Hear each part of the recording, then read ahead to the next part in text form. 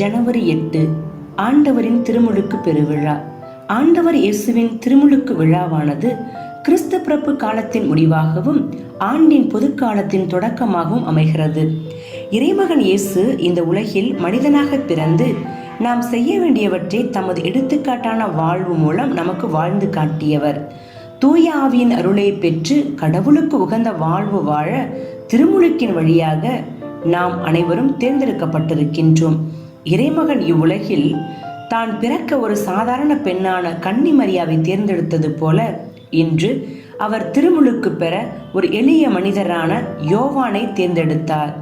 தன் பணி மக்களுக்காகவே என்பதை உணர்ந்த இயேசு மக்களோடு மக்களாக திருமுழுக்கு பெற்றார். இயேசுவின் திருமுழுக்கு அவரின் பணி வாழ்விற்கான தொடக்கம். அன்று சிறுவனாக இருந்தபோது தன் அன்னையிடம், நான் என் தந்தையின் அலுவல்களில் ஈடுபட்டிருக்க வேண்டும் என்பது தெரியாதா என்று கேட்டார்.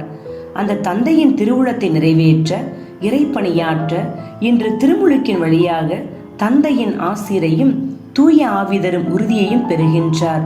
மூவொரு இறைவனாக இங்கே சங்கமமாகின்றார்கள்.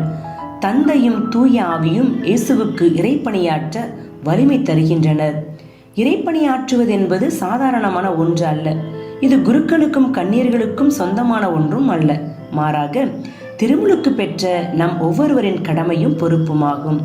நாம் கிறிஸ்தவர்கள் என்பதை மெய்ப்பிக்க மட்டுமல்ல, கிறிஸ்தவ வாழ்விற்கான எனது நிலைப்பாடு என்ன, என்னுடைய பங்களிப்பு என்ன என்பதை உணர்ந்தவர்களாக நாமும் இறைப்பணியை இம்மண்ணிலே உறுதியுடன் செய்ய வேண்டும்.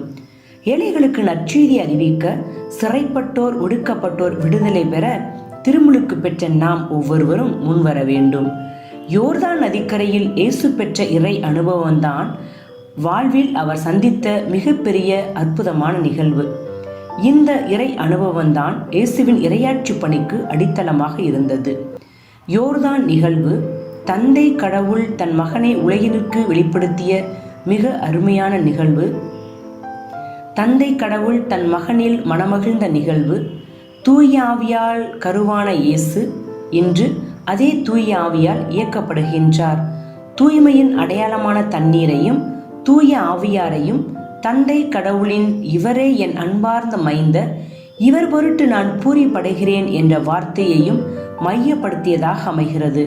நாமும் அதே தண்ணீரால் தூய்மையாக்கப்பட்டு திருமுழுக்கினால் கடவுளின் பிள்ளைகளான நாளினை இன்றைய இயேசுவின் திருமுழுக்கு பெருவிழா நமக்கு நினைவுபடுத்துகிறது.